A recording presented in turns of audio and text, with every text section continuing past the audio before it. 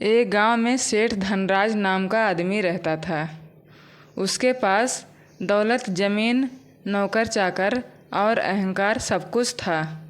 सेठ हमेशा गरीबों का मजाक उड़ाता, दूसरों की मदद नहीं करता और सोचता था कि दुनिया उसी के पैरों में झुकी है। एक दिन गांव में एक संत आए। संत ने कहा, सेठ जी, ये सब धन तो क्षणभंगुर है, थोड़ी विनम्रता सीख लीजिए, नहीं तो समय सिखाएगा।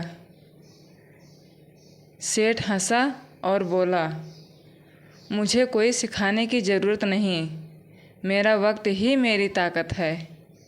संत मुस्कुराए और चले गए। कुछ ही महीनों में सेठ के व्यापार में भारी नुकसान हुआ।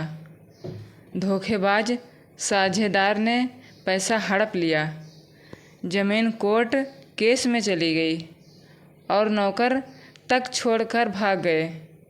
सेठ अब अकेला रह गया। वो जो कभी रथ में बैठता था, अब छांव के लिए पेड़ ढूंढता था। एक दिन वही संत दोबारा गांव आए। सेठ अब फटे कपड़ों में उनके चरणों में गिर पड़ा।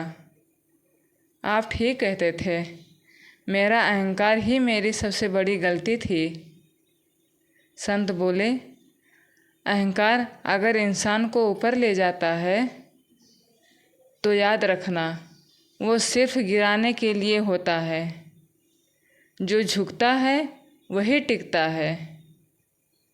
अहंकार कभी अस्थायी नहीं होता। वक्त को मत भूलो, जो आज है वो कल नहीं रहेगा। विनम्रता ही इंसान की सबसे बड़ी ताकत है। सेठ धनराज अब गरीब हो चुका था। जो कभी दूसरों को नीचे दिखाता था, आज खुद दूसरों की तरफ देख रहा था। मगर कुछ था जो अब बदल चुका था, उसका दिल। वो हर दिन गांव के मंदिर में बैठता, संतों की सेवा करता और लोगों से माफ़ी मांगता। एक दिन एक बूढ़ा किसान उसके पास आया, जिसे सेठ ने कभी उसके खेत से भगा दिया था। सेठ ने हाथ जोड़ लिए और कहा, भाई, मुझे माफ़ कर दो, अब मेरे पास सब कुछ था, तब मेरा दिल खाली था। अब सब कुछ चला गया तो सच दिखने लगा। किसान ने मुस्कुराकर कहा, जो टूटता है वही झुकता है और जो झुकता है वही इंसान बनता है। धीरे धीरे सेठ गांव में लोगों की सेवा करने लगा। उसने अपने पुराने धन से नहीं, बल्कि अपने बदले हुए स्वभाव से लोगों का दिल जीता। लोग उसे अब सेठ जी नहीं, बल्कि धननाथ बाबा कहने लगे। जो सेवा करता था, प्रेम से मिलता था और हर किसी के दुख को अपना समझता था। वक्त बीतता गया। सेठ धनराज अब धननाथ बाबा बन चुके थे। एक सेवाभावी, सरल और विनम्र व्यक्ति।